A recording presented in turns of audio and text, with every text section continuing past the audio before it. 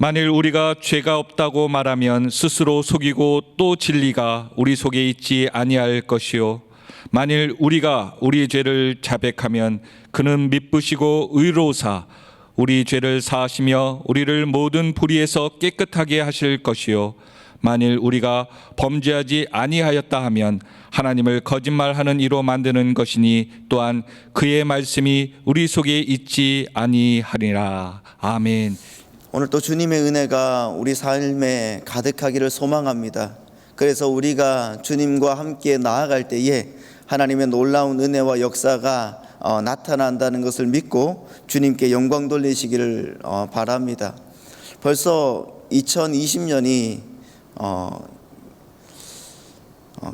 성탄 주일로 이제 다가왔습니다. 정말 하나님께서 우리에게 복 주시겠다고 하신 그 날이 얼마 되지 않았는 것 같은데 벌써 이렇게 시간이 흘렀습니다. 여러분 100배의 축복을 받으셨습니까? 할렐루야. 그렇지 못했다고 하면은 우리의 어떠한 면이 100배의 복을 못 받았을까 한번 우리가 고민해 봐야 될 것 같습니다. 우리가 주님의 은혜 안에서 살아간다고 하면서도 주님께서 주시는 역사를 경험하지 못한 때문일 것이고, 아니면은 하나님의 말씀 앞에서 정말 내 안에 계신 하나님이 세상보다 크시다고 고백하면서도 그 고백을 믿지 못한 때문은 아닌가, 다시 한번 반성해 봐야 될 시간인 것 같습니다. 오늘은 죄에 대해서 한번 생각을 해보기를 원합니다. 죄는 사람들이 가장 싫어하는 단어 중에 하나입니다. 그런데 역설적으로 성경에서 아주 많이 등장하고 또 가장 중요한 단어 중에 하나가 바로 죄입니다. 그만큼 죄는 신앙생활에 중요한 말이고 우리 인생에 있어서 가장 중요한 문제 중에 하나입니다. 하나님의 은혜 중에서도 사죄의 은혜, 다시 말하면 죄를 사해 주시는 그 은혜는 가장 기본적이고 큰 은혜입니다. 이런 점에서 죄를 사하여 주시는 것을 믿는 신앙은 정말 중요합니다. 이 시간 말씀을 통해서 사죄의 은혜가 얼마나 중요한지 다시 한번 깨닫고 그 은혜 가운데 승리하는 저와 여러분이 되길 바랍니다. 지난주에 우리가 빛 가운데 행하면 우리가 서로 사귐이 있다고 말씀을 드렸습니다. 이 사귐은 근본적으로 하나님 아버지와 그 아들 예수 그리스도와의 사귐인 것입니다. 이런 사귐 안에 들어가는 것은 빛 가운데 행하는 것이고, 이 빛 가운데 행하는 자들은 자신의 추함과 그 더러움이 드러나게 되고 그것을 안다고 했습니다. 이것은 어둠에 있을 때는 몰랐는데 빛 가운데로 가까이 가면 갈수록 더욱 자신의 추함과 더러움을 알게 되는 것입니다. 그러므로 예수의 피밖에 없다는 고백이 나올 수밖에 없습니다. 찬송가 184장에는 이렇게 말씀합니다. 나의 죄를 씻기는 예수의 피밖에 없네. 다시 성케하기는 예수의 피밖에 없네. 예수의 흘린 피 날 희게 하오니 귀하고 귀하다 예수의 피밖에 없네. 여러분, 우리가 한번 이 찬양을 한번 목소리로 한번 불러보기를 원합니다. 나의 죄를 씻기는 예수의 피밖에 없네. 다시 성케하기도 예수의 피밖에 없네. 예수의 흘린 피 나리게 하오니 귀하고 귀하다 예수의 피밖에 없네. 할렐루야. 예수의 피밖에 없습니다. 이처럼 여러분 자신이 죄인임을 알고 예수님의 피 앞으로 점점 나아가는 사람이 빛 가운데 행하는 사람인 겁니다. 이런 사람이 하나님 아버지와 그 아들 예수 그리스도와 영원한 그런 생명의 사귐 가운데로 더 깊이 나아가는 것임을 여러분 믿으시기 바랍니다. 여러분 사도행전을 보시면은 바울은 예수님을 만나기 전에 자신은 빛 가운데 행하는 사람이라고 여겼던 것 같습니다. 반면에 예수님을 믿고 따르는 사람들은 어두움에 속한 사람이라고 생각을 했습니다. 그래서 그는 그들을 잡아 죽이는 것이 빛이신 하나님을 위하는 일이라고 생각을 했던 것입니다. 그래서 그는 누구보다 예수를 믿는 사람들을 잡아 죽이는 일에 열심을 냈습니다. 그런 그가 다메섹 도상에서 부활하신 예수님을 만났습니다. 대낮에 태양보다 더 찬란한 그 밝은 빛을 보았습니다. 그 빛을 보고 눈이 멀어버렸습니다. 지금까지 제대로 된 빛을 보지 못했기 때문에 바울은 자기가 빛 가운데 행하는 것으로 착각을 했습니다. 그런데 제대로 된 빛, 곧 예수 그리스도의 빛을 보고 난 후에야 비로소 자기가 얼마나 어두움 가운데 있었는지를 알게 되었습니다. 처음 믿을 때보다 예수님을 더 알아가면 알아갈수록 그 자신이 죄인 중에 괴수임을 깨달았습니다. 그래서 바울 사도는 자신이 죄인 중에 괴수라고 디모데전서 1장 15절에서 말씀하십니다. 그리고 갈라디아서에서 어떻게 고백하는가? 우리 여러분 갈라디아서 6장 14절 말씀을 한번 보면 이렇게 나와 있습니다. 그러나 내게는 우리 주 예수 그리스도의 십자가 외에 결코 뭐 할 것이 없다고요? 자랑할 것이 없다고 말씀하십니다. 할렐루야. 그러나 내게는 우리 주 예수 그리스도의 십자가 외에 결코 자랑할 것이 없나니. 여러분 이 시간에 여러분의 자랑이 무엇입니까?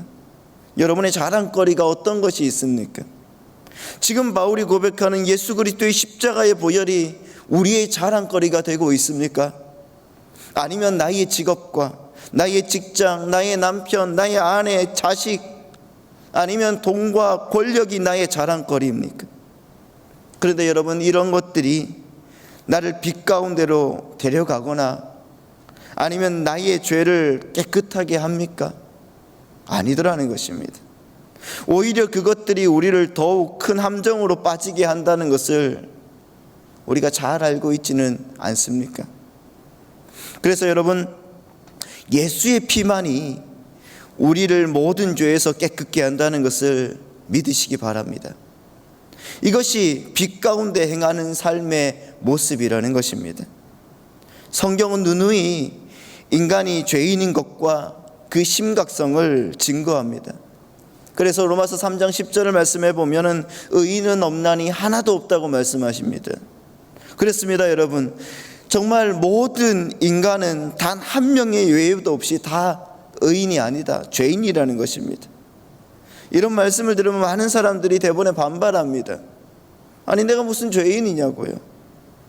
내가 무슨 살인을 했어, 도둑질을 했어, 아니면 사기를 쳤어, 나만큼 살라고 해, 이렇게 얘기를 하는 사람들도 있습니다. 특히 성실하게 살려고 애쓰는 분들의 경우는 그 거부감이 더욱 심합니다.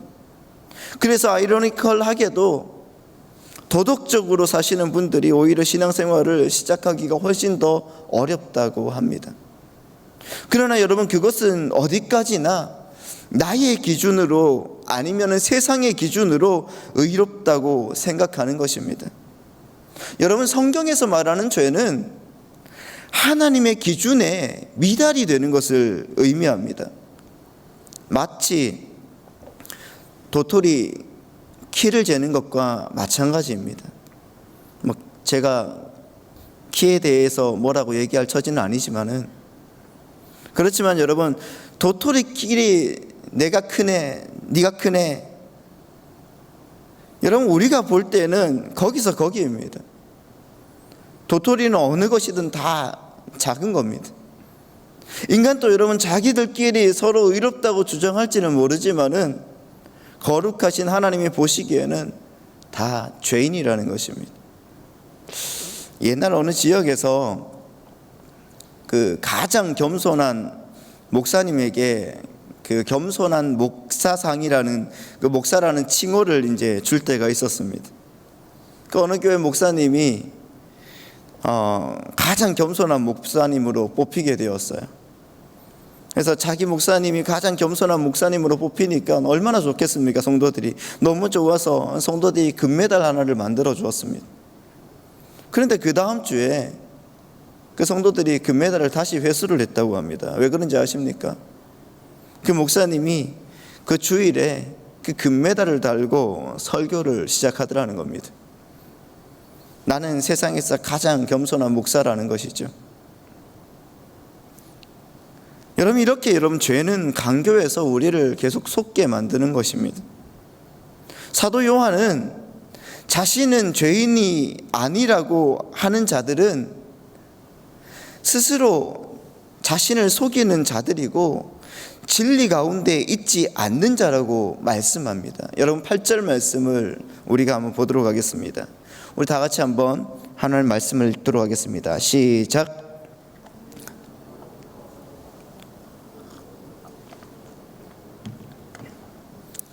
만일 우리가 죄 없다 하면 스스로 속이고 또 진리가 우리 속에 있지 아니할 것이요. 저들은 하나님도 모르고 자신도 모르는 사람들입니다. 반면에 여러분, 빛 가운데 사는 사람들은 항상 나는 죄인입니다, 이렇게 고백하고 살아간다는 것입니다. 왜냐하면 빛은 어두운 일을 드러내기 때문에 그렇습니다. 하나님 앞으로 가까이 나아갈수록 자신의 죄성과 본성, 이것이 여러분 분명하게 보이게 되고 아주 작은 죄의 생각에도 민감해지게 된다는 것입니다. 물론 여러분, 우리 죄인들이 정말 예수 그리스도를 믿어서 그분을 구주로 영접하면은, 그리고 그분이 나를 위해 십자가에서 죽으시고 다시 살아났다는 것을 믿으면은 영생을 얻고 하나님의 자녀가 됩니다. 예수님은 여러분 십자가에서 흘린 피로 나의 모든 죄, 과거, 현재, 미래의 죄까지도 다 속량해 주셨습니다. 그렇다고 해서 여러분, 우리 안에 죄가 없다는 말이 아니라는 것입니다. 만약 죄가 없다고 하면은 자신을 속이는 자가 되는 것이고 진리가 그들 속에 있는 것이 아니라고 성경은 말씀하고 있는 것입니다. 여기에서 여러분, 우리 그리스도인들의 딜레마가 있는 겁니다. 분명히 우리는 예수를 믿어서 생명을 받았습니다. 하나님이 함께 하시는 사귐의 공동체 안에 들어갔습니다. 그리고 이제 하나님과 동행하는 삶을 살아가고 있습니다. 하나님과 신령한 교제를 나눕니다. 그런데 우리가 아직 죄에서 완전하게 벗어나지 못했다는 것입니다. 죄는 여러분 어둠에 속한 것입니다. 그렇다고 하면 우리가 어떻게 하나님과 사귐이 있다고 말할 수가 있는가? 여러분, 하나님은 빛이시고 그분에게는 어둠이 조금도 없는데 어떻게 하나님과 신령한 교통을 할 수가 있을까요? 마치 여러분, 빛과 어두움이 함께 공존할 수 없는 것처럼 우리도 하나님과 함께 할 수 없는 것 아니겠습니까? 죄로부터 완전하게 면제된 인생은 없다고 하는데, 그렇다고 하면 이 딜레마를 어떻게 극복할 수가 있는가? 그것이 여러분 본문에서 나오고 있습니다. 9절 말씀을 우리 다 같이 한번 읽어보도록 하겠습니다. 시작. 만일 우리가 우리 죄를 자백하면 그는 미쁘시고 의로우사 우리 죄를 사하시며 우리를 모든 불의에서 깨끗하게 하실 것이요. 아멘. 하나님께서 그리스도 안에서 우리를 자녀 삼아 주셨습니다. 그런데 우리 안에 죄와 허물이 있습니다. 그렇다고 해서 우리가 하나님으로부터 버림받은 것은 아니라는 것입니다. 하나님의 구원은 우리의 행위와 열심에 달린 것이 아니라 하나님의 구원의 행위에 기초하기 때문에 그렇다는 것입니다. 한번 여러분 자식이 되었으면 아무리 못났어도 부모는 포기하지 않습니다. 그렇지 않습니까? 여러분의 자식을 여러분들이 포기하십니까? 잘못했어도 여전히 자식인 것입니다. 다만 부모와의 교제를 회복하기 위해서 죄를 씻어내야 된다는 것입니다. 허물을 자백하고 용서를 구해야 된다는, 고백해야 된다는 것입니다.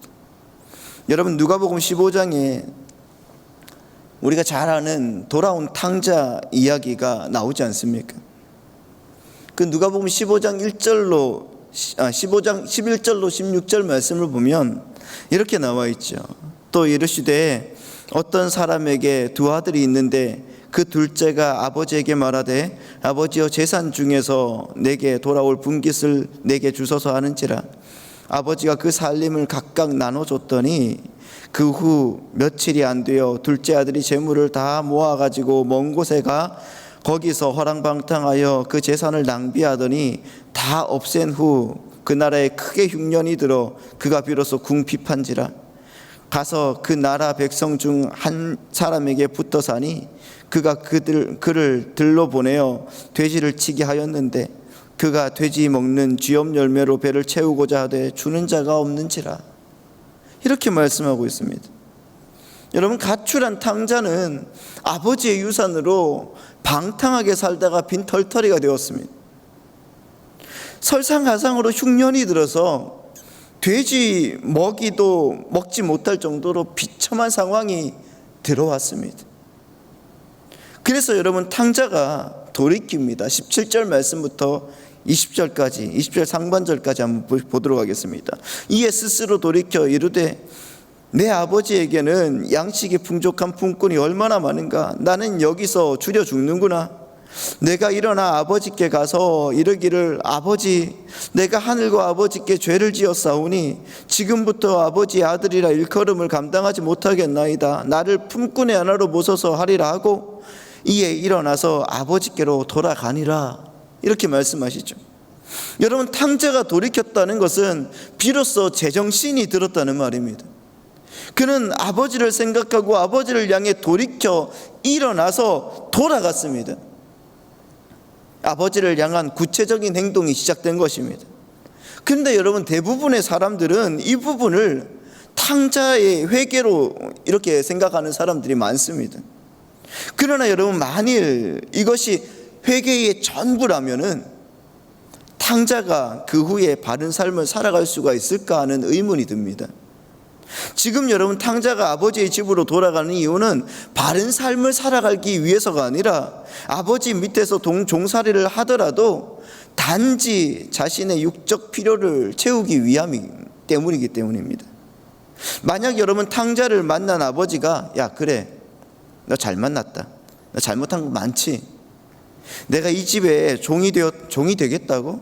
그래, 잘했다. 그러면 내가 너를 진짜 보지 않으려고 했는데, 그러니까 부자지간이니까 그래도 내가 원하는 대로 종처럼 살게 해줄게. 이제는 내가 밥만 먹여줄게. 이랬다고 하면 여러분 어떻게 했습니까? 탕자는 여러분 배고픔만 해결되면은 다시금 여러분 집을 떠날 기회만 엿볼 겁니다. 그러므로 여러분, 탕자가 집으로 돌아갔다는 것만으로는 그 회개의 삶이 지속된다는 보장이 없다는 겁니다. 그래서 여러분, 20절 하반절을 한번 보도록 하겠습니다. 이에 일어나서 아버지께로 돌아가니라. 아직도 거리가 먼데 아버지가 그를 보고 측은히 여겨 달려가 목을 안고 입을 맞추니 라고 되어 있죠. 아버지와 아들 사이가 아직 거리가 한참 남아 있습니다. 먼 상태입니다. 그런데도 여러분, 아버지가 먼저 아들을 알아보았습니다. 생각을 해보십시오. 여러분, 아버지는 부잣집 주인이라서 외모가 여전히 그대로였을 것입니다. 그런데 부잣집 아들이었던 탕자는 지금 거지가 되어서 돌아오고 있거든요. 상식적으로 생각을 해보면은 아버지는 아들을 알아보지 못하고 아들이 먼저 아버지를 알아보아야 됩니다. 그러나 여러분, 실제로는 반대가 되어 있습니다. 아들은 아직 거리가 멀어서 변하지 않는 아버지를 알아보지 못했지만은 아버지는 오히려 그 먼 거리에도 불구하고 형편없는 거짓골인 아들을 알아보았습니다. 아버지는 단숨에 달려가서 그 아들을 끌어안고 입을 맞춥니다. 그리고 여러분, 21절부터 24절까지 이렇게 나와 있습니다. 아들이 이르되 아버지, 내가 하늘과 아버지께 죄를 지었사오니 지금부터 아버지의 아들이라 일컬음을 감당하지 못하겠나이다 하나 아버지는 종들에게 이르되 제일 좋은 옷을 내어다가 입히고 손에 가락지를 끼우고 발에 신을 신기라. 그리고 살찐 송아지를 끌어다가 잡으라, 우리가 먹고 즐기자. 이 내 아들은 죽었다가 다시 살았으며 내가 잃었다가 다시 얻었노라 하니 그들이 즐거워하더라. 21절 말씀을 보시면은 아들은 아버지에게 고백합니다. 아버지, 내가 하늘과 아버지께 죄를 지었습니다. 지금부터는 아버지의 아들이라 일컬음을 감당하지 못하겠습니다. 허물을 자백하고 용서를 구합니다. 그리고 거기서 아들은 아버지가 내게 밥만 주면 족하다고 생각했습니다. 자신의 잘못을 잘 알고 있었기 때문입니다. 그런데 아버지는 아버지의 재산을 절반이나 날려버린 그 자신을 여전히 아들로 대해주면서 자신의 모든 허물을 덮어주더라는 것입니다. 아버지의 이 사랑 앞에서 아들의 회개는 그냥 점이 아니라 선으로 여러분 계속 지속되더라는 것입니다. 부부 사이도 마찬가지죠. 아무리 잘못하고 싸웠을지라도 여전히 부부라는 것입니다. 그러나 여러분, 다시 사랑의 관계를 온전히 회복하기 위해서는 서로 죄를 고백하고 용서를 구해야 하는 것입니다. 이것은 여러분 예수님이 가르쳐준 주기도문에도 다 포함이 되어 있습니다. 우리가 우리에게 죄 지은 자를 사하여 준 것 같이 우리 죄를 사하여 주옵시고. 왜 여러분 우리가 죄를 자백해야 됩니까? 고백하지 않아도 하나님께서 알아서 용서해 주시면 안 되는 것인가? 그 이유는 여러분, 우리가 죄를 자백하지 않으면은 우리는 여전히 어둠 속에 머물러 있게 되기 때문입니다. 어둠 속에 머무르고 있는 한 우리는 하나님과의 교제를 계속 누릴 수 없게 됩니다. 죄는 어둠에 속해 있기 때문에 그렇습니다. 죄를 고백하지 않으면은 우리는 여전히 어둠의 권세 아래 있는 것입니다. 죄를 고백하면은 어두움에서 벗어나 빛 가운데로 걸어 나오게 됩니다. 비록 여러분 죄를 지어서 잠시 어둠 속에 있었으나 고백함을 통해서, 사죄함을 통해서 빛으로 나오는 것입니다. 더 이상 어둠의 지배를 받지 않아도 되는 것입니다. 죄를 통하여서 우리를 집요하게 공격하던 이 어두움의 권세가 더 이상 우리를 묶지 못한다는 것을 믿으시기 바랍니다. 여러분, 복음서에 등장하는 서기관과 바리새인을 한번 생각을 해보십시오. 그들이 예수님 앞에서 베드로처럼 주님, 나를 떠나십시오, 나는 죄인입니다, 이렇게 고백했더라고 하면 그들의 은밀한 내면의 문제와 심각한 죄의 문제를 해결할 수가 있었을 것입니다. 그런데 마음의 문을 꽁꽁 걸어 잠궜습니다. 그리고 아무 죄가 없는 것처럼 외식을 했습니다. 종교인으로서 그들의 모습은 거룩해 보였습니다. 마치 새로 회칠한 무덤처럼 겉으로는 깨끗해 보였습니다. 여러분, 회가 굳어지면은 돌보다 더 굳어져서 물 한 방울 들어가고 나가지 못합니다. 그럼 어떻게 되겠습니까? 회칠한 무덤을 파괴하기 전에는 그 속에는 시체 썩은 물만 고여 있는 겁니다. 다시 말해서 그 밑에서 시체가 썩어가는 것처럼 그 속은 정말 더러운 겁니다. 자신의 죄의 문제가 해결되지 않으니 투사스미로, 다시 말해서 방어기제로 다른 사람들을 판단하고 정죄하는 화살을 돌리게 되더라는 것입니다. 결국 어두움의 권세에 완전히 사로잡혀서 예수님을 십자가에 못 박아 무지한 피를 흘리게 만들어 버렸습니다. 사탄의 동구가 된 것입니다. 이것이 여러분 자신의 죄를 감춘 자의 결발이라는 것입니다. 그런데 그 당시 수많은 사람들은 예수님 앞에서 자신의 죄성을, 자신의 허물을, 자신의 연약함을 그대로 인정하며 빛 가운데로 나왔을 때 다 고침을 받았다는 것입니다. 그리고 여러분, 죄 사함을 받았고 새 출발을 할 수가 있었다는 것입니다. 하나님은 우리가 죄를 고백함으로써 빛으로 나오기를 바라신다는 것을 여러분 믿으시기 바랍니다. 그래서 다시 하나님과의 친밀하고 깊은 사귐, 정말 신령한 교제를 나누기를 원하십니다. 만일 우리가 죄를 고백하면 하나님은 미쁘시고 의로우셔서 그분이 약속하신 대로 우리 죄를 사하시고 모든 불의에서 깨끗하게 하실 줄 믿습니다. 여기에서 여러분, 미쁘다는 말은 신실하다, 믿을 만하다라는 말입니다. 하나님은 신실하셔서, 하나님은 믿을 만하셔서 약속대로 우리의 죄를 다 사해 주실 것입니다. 그런데 여러분, 우리는 번번이 넘어지고 무너지지 않습니까? 빛 가운데 살기를 소원하지만은 죄에 의해서 좌절하고 절망할 때가 얼마나 많이 있습니까? 저도 마찬가지입니다. 오늘 아침에도 내 안에서 얼마나 많은 혈기가 나를 사로잡고 있는지, 어제 설교를 준비하면서 얼마나 많은 잘못된 생각이 저를 사로잡는지 계속 여러분 무너집니다. 어제는 아니지만은 토요일에 부부싸움을 한번 하면 단에 올라설 때, 하나님, 제가 올라서서 하나님 말씀을 전해도 됩니까? 제 이런 마음이 들면서 한숨이 흘러나옵니다. 여러분 어떻습니까? 혹시 오늘 아침엔 여러분 어떤 마음으로 지금 예배를 드리고 계십니까? 아침에 아이들을 깨워서 함께 예배를 드리신다고 여러분 많은 짜증과 화를 내고 그러지는 않으셨습니까? 정말 여러분 빛 가운데 사는 모습을 보이고 싶은데 왜 이렇게 실패하고 절망하고 낙심을 하고 마는가?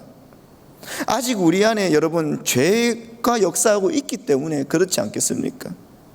그래서 여러분 사도 바울도 로마서 7장에서 이렇게 고백합니다. 로마서 7장 22절로 24절 말씀을 보면 이렇게 나옵니다. 내 속사람으로는 하나님의 법을 즐거워하되 내 지체 속에서 다른 한 법이 내 마음의 법과 싸워서 내 지체 속에 있는 죄의 법으로 나를 사로잡는 것을 보는도다.